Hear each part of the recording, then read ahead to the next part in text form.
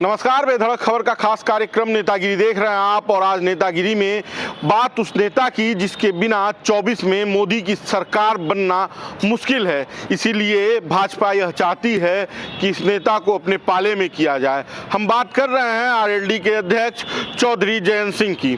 चौधरी चरण सिंह के पौत्र और चौधरी अजीत सिंह के पुत्र को इस बार भाजपा अपने पाले में लेना चाहती है। अभी तक उत्तर प्रदेश में समाजवादी पार्टी के गठबंधन में चौधरी जयंत सिंह शामिल हैं और इंडिया गठबंधन में भी उन्हें माना ही जा रहा है। लेकिन मीडिया रिपोर्ट्स की माने तो चौधरी जयंत सिंह कभी भी पाला बदल सकते हैं और वो एनडीए में शामिल हो सकते हैं। जिस तरह से नीतीश कुमार ने बिहार में पाला बदला, उसी तरह से यह भी अंदेशा है कि जयंत चौधरी भी इस बार एनडीए के साथ चुनाव लड़ेंगे। चुनाव लड़ने की एक वजह भी है। चौधरी जयंत सिंह की पार्टी इस वक्त डूबती ना हो गई है और जयंत सिंह भी ये चाहते हैं कि उनकी पार्टी 24 के भंवर को भाजपा के सहारे पार कर ले। इसलिए माना जा रहा है कि जयंत चौधरी अब भाजपा में कभी भी जा सकते हैं। भाजपा के साथ उनके समझौते भी तमाम तरह के बिंदुओं पर बात कर रहे हैं। जो समझौता करने के लिए बात कर रहे हैं उनका कहना ये है, और मीडिया में भी ये खबरें चल रही हैं कि जयंत चौधरी 5 लोकसभा सीटों के साथ चुनाव में एनडीए के साथ जाएंगे।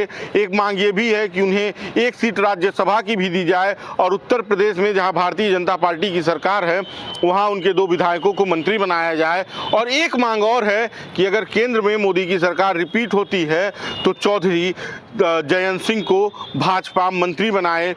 भाजपा एनडीए में जयंत चौधरी को शामिल क्यों करना चाहती है, उसकी भी एक वजह है। किसान आंदोलन के बाद जाट वोटों पर भाजपा की पकड़ कमजोर हो गई है।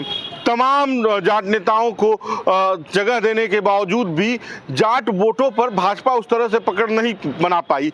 भारतीय जनता पार्टी ने किसानों के आंदोलन को वापस करने के लिए समझौता कर लिया, अपने कानून वापस ले लिए जो किसान कृषि कानून लागू किए गए थे।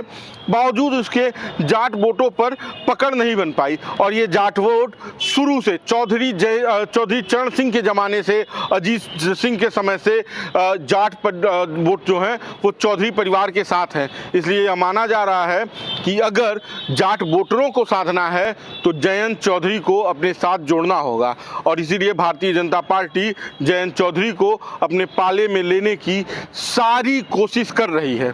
मीडिया रिपोर्ट्स की माने तो ये समझौता लगभग पूरा भी हो गया है। चौधरी जयंत सिंह भारतीय जनता पार्टी और एनडीए के गठबंधन में जाने के लिए तैयार हैं।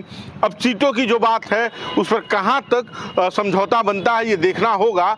ये माना जा रहा है कि किसी भी वक्त ये सूचना आ सकती है कि इंडिया गठबंधन से अब जयंत चौधरी हट गए हैं और एनडीए में शामिल हो रहे हैं।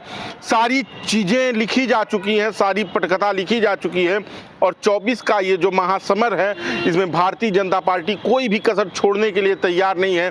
इसलिए किसी भी शर्त पे हर उस व्यक्ति को अपने साथ लाना चाहती है जिसके पास एक वोट बैंक है। और किसानों का वोट बैंक एक बड़ा मुद्दा है। पश्चिमी उत्तर प्रदेश सहित राजस्थान, हरियाणा, पंजाब, दिल्ली, इन तमाम जगहों पर जाट वोटों पर भाजपा की नज़र है और इन वोटों को साधने के लिए जयंत चौधरी को भाजपा अपने पाले में करना चाहती है।